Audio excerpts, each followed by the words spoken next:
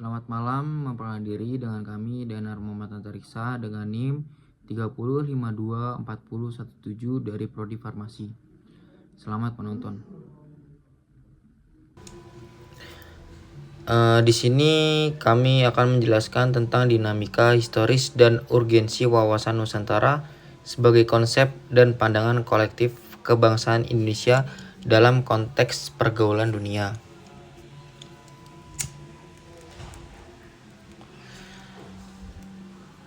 Di sini kami akan menjelaskan tentang 6 poin. Yang pertama yaitu konsep urgensi Wanus. Yang kedua, alasan diperlukannya Wanus. Yang ketiga, sumber historis politis dan politik Wanus. Yang keempat, argumen tentang dinamika dan tantangan Wanus. Yang kelima, esensi dan urgensi Wanus.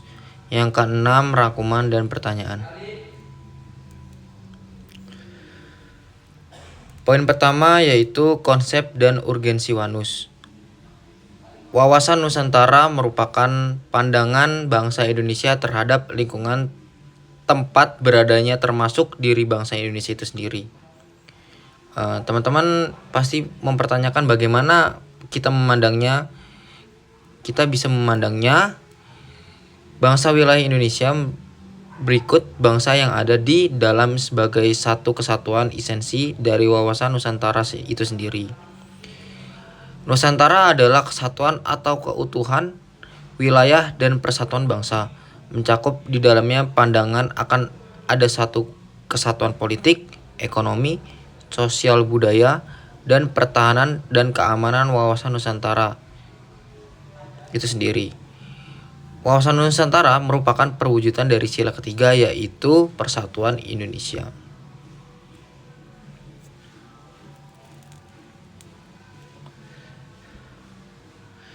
Poin kedua, kenapa alasan mengapa diperlukannya wawasan Nusantara?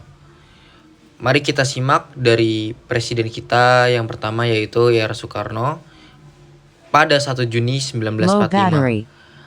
Pidato R. Soekarno pada tanggal 1 Juni 1945, R. Soekarno berkata, tanah air itu adalah kesatuan Allah Subhanahu wa taala, membuat peta dunia, menyusun peta dunia. Kalau kita melihat dari peta dunia, kita dapat menunjukkan di mana itu kesatuan sendiri. Kalau dibandingkan, anak kecil pun tahu kalau peta dunia itu dapat menunjukkan bahwa Kepulauan Indonesia merupakan suatu kesatuan. Pada peta itu sendiri dapat ditunjukkan satu kesatuan gerombolan di pulau-pulau di antara lautan yang besar, lautan Pasifik dan lautan Hindia, dan di antara benua yaitu benua Asia dan benua Australia. Seorang anak kecil pun dapat mengatakan bahwa pulau-pulau Jawa, Sumatera, Borneo, Celebes dan Halmahera itu merupakan kepulauan Indonesia. Kepulauan itu kita lihat dari peta dunia pun itu membentuk satu kesatuan. Demikian anak kecil itu pun berkata melihat pada peta bumi bahwa pulau-pulau Nippon yang membentang pada pinggir timur benua Asia sebagai glove breaker atau penghadang gelombang lautan.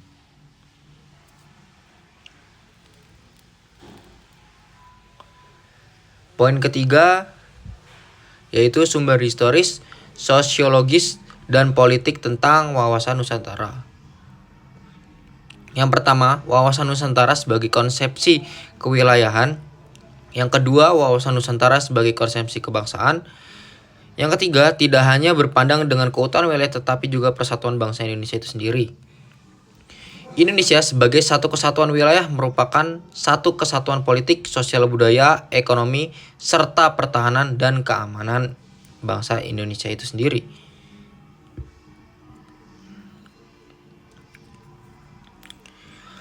Poin keempat, membangun argumen tentang dinamika dan tantangan wawasan Nusantara itu sendiri. Dengan adanya konsepsi wawasan Nusantara wilayah Indonesia menjadi sangat luas dengan beragam isi flora, fauna, serta penduduk yang mendiami wilayah itu sendiri. Wawasan Nusantara telah menjadi landasan visional bagi bangsa Indonesia guna memperkokoh kesatuan wilayah dan persatuan Indonesia sendiri. Indonesia adalah negara yang Bhinneka Tunggal Ika, yaitu berbeda-beda tetap satu jua. Kita bisa melihat kalau bangsa Indonesia memiliki suku, bahasa, budaya yang berbeda-beda, tapi kita tetap satu bangsa, yaitu bangsa Indonesia itu sendiri.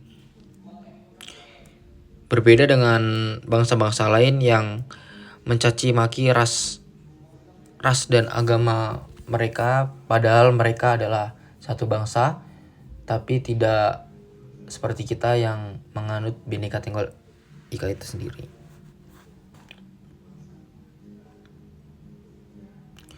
Poin kelima, mendeskripsikan esensi urgensi wawasan Nusantara. Esensi dari wawasan Nusantara adalah kesatuan atau keutuhan wilayah dan persatuan bangsa, mencakup di dalamnya pandangan akan suatu kesatuan politik, ekonomi, maupun sosial budaya, dan mempertahankan keamanan. Wawasan Nusantara merupakan perwujudan dari sila ketiga, yaitu persatuan Indonesia. Rumusan wawasan Nusantara termuat daripada naskah GBHN 1973 sampai 1998, dan dalam pasal 25 UUD NKRI 1945. Menurut pasal UUD NKRI 1945, Indonesia dijelaskan dari aspek kewilayahan merupakan sebuah negara kepulauan yang berciri Nusantara. Berdasarkan pasal 25 UUD NRI 1945, bangsa Indonesia menunjukkan komitmen yang mengakui pentingnya wilayah sebagai salah satu unsur negara sekaligus ruang hidup dan bangsa Indonesia yang telah menegara. Ketentuan ini mengukuhkan kedaulatan wilayah NKRI di tengah potensi dunia. Perubahan batas geografis sebuah negara akibat gerakan separisme, singkatan perbatasan antar negara dan penduduk oleh negara asing dan kedudukan negara asing.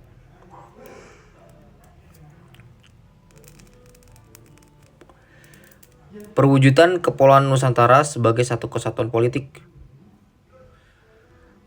Kebutuhan wilayah merupakan satu kesatuan wilayah, wadah ruang hidup dan kesatuan matra seluruh bangsa Indonesia, serta menjadi model dan milik kebersamaan bangsa.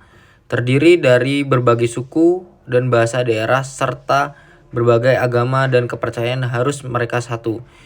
Yang saya jelaskan tadi yaitu negara Indonesia adalah negara bangsa Indonesia, maupun berbeda-beda agama, berbeda-beda suku dan berbeda-beda bahasa, kita akan tetap satu jua, yaitu bangsa Indonesia itu sendiri. Senasib sepanggungan bangsa dan setanah air, serta mempunyai tekad dalam mencapai cita-cita bangsa. Pancasila adalah salah satu varifasah serta ideologi bangsa dan negara melandasi kehidupan politik di seluruh wilayah Nusantara. Merupakan satu kesatuan yang diselenggarakan berdasarkan Pancasila dan Undang-Undang Dasar 1945. Kepulauan Nusantara merupakan satu kesatuan sistem hukum, ikut menciptakan ketertiban dunia dan berdasarkan kemerdekaan, perdamaian abadi, dan keadilan sosial melalui politik luar negeri bebas aktif diabadikan pada kepentingan nasional.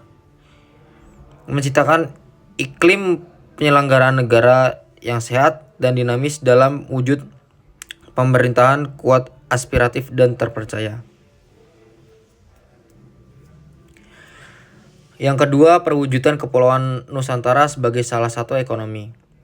Yang pertama, kekayaan wilayah Nusantara adalah modal dan milik bersama bangsa, dan bahwa keperluan sehari-hari hidup tersedia merata di seluruh wilayah tanah air. Yang kedua, tingkat perkembangan ekonomi harus selarasi dan seimbang di seluruh daerah tanpa meninggalkan ciri khas yang dimiliki daerah dalam pengembangan kehidupan ekonominya. Yang ketiga, kehidupan perekonomian di seluruh wilayah merupakan salah satu ekonomi yang diselenggarakan sebagai usaha bersama atas asas kekeluargaan dan ditunjukkan sebesar-besarnya kemampuan rakyat. Implementasi menciptakan tatanan ekonomi yang benar-benar menjamin pemenuhan dan peningkatan kesejahteraan dan kemakmuran rakyat secara adil dan merata dan mencerminkan tanggung jawab pengelola sumber daya alam yang memperhatikan kebutuhan masyarakat. Yang ketiga, perwujudan Kepulauan Nusantara sebagai kesatuan sosial budaya. Yang pertama, masyarakat Indonesia adalah salah satu perkehidupan bangsa, harus merupakan kehidupan bangsa yang selerasi dan tingkat kemajuan yang sama, merata, dan seimbang. Yang kedua, budaya Indonesia pada hakikatnya adalah salah satu sedangkan corak rekam budaya yang menggambarkan kekayaan budaya bangsa yang menjadi modal dan landasan perkembangan budaya bangsa itu sendiri, dengan tidak menolak nilai-nilai budaya yang tidak bertentangan dengan nilai budaya bangsa. Implementasi menciptakan sikap batinlah dan lahirlah yang mengakui bentuk perbedaan sebagai kenyataan hidup sekaligus karunia Tuhan yang menciptakan kehidupan masyarakat dan bangsa yang rukun bersatu tanpa membedakan suku, asal, daerah, agama, atau kepercayaan serta berdasarkan status sosialnya. Yang keempat, perwujudan Kepulauan Nusantara sebagai salah satu pertahanan dan keamanan. Yang pertama, ancaman terhadap satu pulau atau satu daerah pada hakikatnya merupakan ancaman terhadap seluruh bangsa dan negara. Yang kedua, tiap-tiap warga negara mempunyai hak kewajiban yang sama dalam rangka pembelaan negara dan bangsa.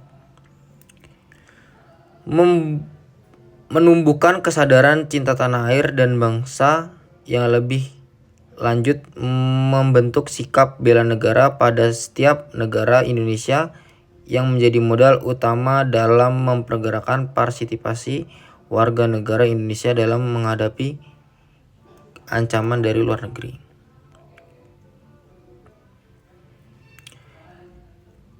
Kita bisa menyimpulkan dari presentasi saya berikut, wawasan Nusantara sebagai wawasan pembangun yang mencakup bidang politik, ekonomi, sosial budaya, dan pertahanan keamanan serta terpadunya untuk dan menyeluruh kebangsaan nasional membutuhkan sumber pembiayaan yang tidak cukup berasal dari sumber daya alam.